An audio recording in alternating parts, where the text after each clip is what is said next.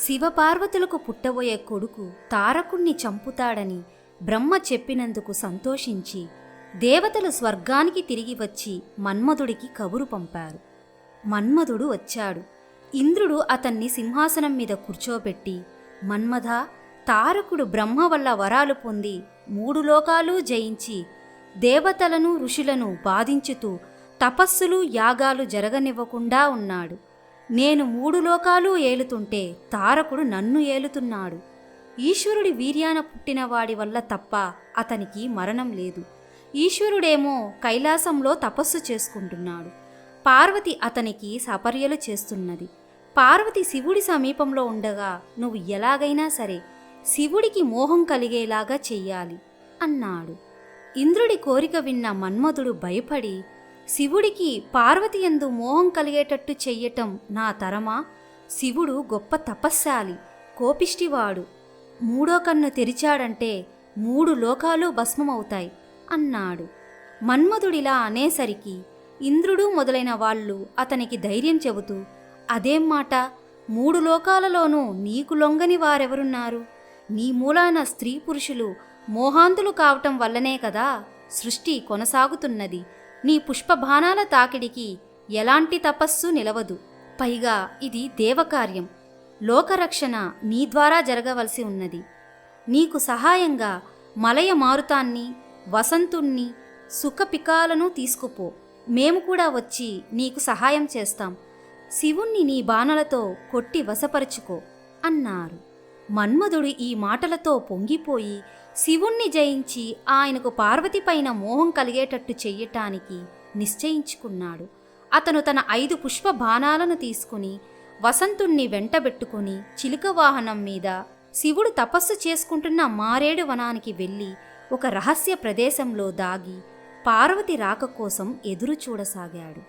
మన్మధుడు ప్రవేశించగానే మారేడు వనం వసంత శోభతో నిండిపోయింది. చెట్లు చిగురించి పూత పూశాయి. చిలుకలు, గోరువంకలు, కోకిలలు పాడాయి. కొద్దిసేపట్లో పార్వతి తన చెలికత్తెలతో సహా మారేడు వనం ప్రవేశించింది. వాళ్ళు తమ వెంట పుష్పాలు, ఫలాలు, సుగంధ ద్రవ్యాలు తెచ్చారు. వనం పూర్తిగా మారి ఉండటం చూసి ఆశ్చర్యపడుతూ పార్వతి శివుడున్న చోటికి వెళ్ళింది. పార్వతిని శివుడు కన్నెత్తి చూశాడు. పార్వతి కొత్తగా కనపడింది. వనమంతా వింతగా కనపడింది. కాని శివుడు ఈ మార్పుకు కారణమేమిటని ఆలోచించక మళ్ళీ కళ్ళు మూసుకుని తపస్సులో మునిగిపోయాడు. పార్వతి రోజులాగే శివుడికి షోడశోపాచారాలు చేసి వందనం చేసి ధ్యానిస్తూ శివుడి ఎదుట నిలబడింది.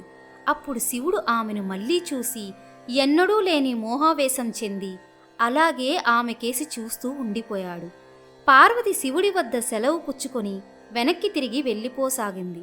శివుడు మళ్ళీ కళ్ళు మూసుకున్నాడు. ఆ సమయంలో మన్మధుడు తన పుష్ప బాణాలను ఒకటొకటిగా శివుడి హృదయానికి గురిచూసి కొట్టాడు. అరవిందము, అశోకము, చూతము, నవమల్లిక శివుణ్ణి కదిలించలేకపోయాయి. కాని మన్మధుడి 5వ బాణమైన నీలోత్పలం శివుడి హృదయాన్ని గాయపరిచింది. దాని దెబ్బకు తాళలేక శివుడు ఆగ్రహావేశంతో, ఎవడురా నన్ను పుష్పబాణాలతో కొట్టినవాడు అంటూ లేచి నిలబడి 3వ కన్ను తెరిచాడు. శివుడు 3వ కన్ను తెరవగానే అందులో నుంచి అగ్నిజ్వాలలు బయలుదేరి వనమంతా ఒక్క క్షణంలో బూడిద అయిపోయింది. దానితో పాటే మన్మధుడు కూడా బూడిద అయిపోయాడు. దేవేంద్రుడు మొదలైన దేవతలు శివుడి ఎదుటికి వచ్చి స్తోత్రపాఠాలు చదివి ప్రసన్నుణ్ణి చేసుకున్నారు. ఆయన తన 3వ కన్ను మూసి అగ్నిజ్వాలలను ఉపసంహరించాడు. అప్పుడు మన్మధుడి భార్య అయిన రతీదేవి శివుడి ఎదుటకు వచ్చి, సదాశివ, నా భర్త వల్ల ఏ తప్పూ లేదు. నీ వల్ల పార్వతికి కుమారుడు కలిగితే అతను తారకుణ్ణి చంపగలడన్న ఆశతో ఈ దేవేంద్రుడు మొదలైన వాళ్ళు నీకు పార్వతి మీద మోహం కలిగించమని నా భర్తని ప్రేరేపించారు. మా తప్పులు మన్నించి నాకు పతిభిక్ష పెట్టు, పార్వతిని వివాహమాడి లోకాలను కాపాడు అన్నది. శివుడు రతీదేవితో, మన్మధుడు బ్రహ్మశాపం కారణంగా భస్మమయ్యాడు. అతను బ్రహ్మను కూడా ఇలాగే పూలబాణాలతో కొట్టి ఆయనకు కుమార్తెపై మోహం రేకెత్తించి శాపం పొందాడు. కాని నీ పాతివ్రత్యానికి భంగం రానివ్వను. అతను లోకానికి శరీరం లేనివాడైనప్పటికీ నీకు మటుకు శరీరంతోనే కనిపిస్తాడు. అతనికి ఇప్పుడే ప్రాణం ఇస్తాను అన్నాడు. తరువాత శివుడు తపస్సు మాని కైలాసంలో తన రుద్రగుణాలతో కొలువు తీరి అగ్నిని పిలిచి, అగ్ని, ఇక ముందు నువ్వు వృక్షాలలోనూ పర్వతాలలోనూ సముద్రంలోనూ కనబడకుండా దాగి ఉండు అని ఆదేశించాడు. దేవేంద్రుడు, దేవతలు శివుడి వద్ద సెలవు పుచ్చుకొని వెళ్ళిపోయారు. శివుడి మనస్సు పార్వతిపై లగ్నమైంది. ఆయన పార్వతిని వివాహమాడ నిశ్చయించుకున్నాడు.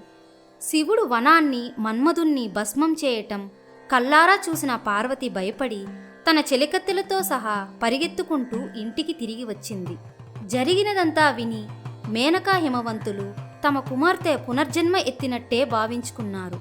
వాళ్ళు పార్వతిని ఊరడించి ఆమె భయం పోగొట్టారు. పార్వతి మటుకు శివుడి కోసం విరహం చెంది బాధపడసాగింది.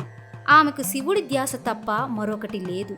శివుడి కోసం నిద్రాహారాలు మాని తప్పించే తమ కూతురితో, నీకు శివుడికి త్వరలోనే పెళ్లి చేస్తాం, విచారించకు అని చెప్పారు.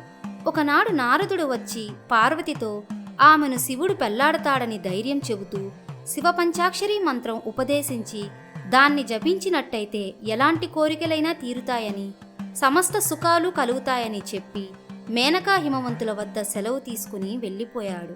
తరువాత పార్వతి శివపంచాక్షరీ మహామంత్రాన్ని జపించుతూ శివధ్యానంలో నిమగ్నురాలయ్యింది.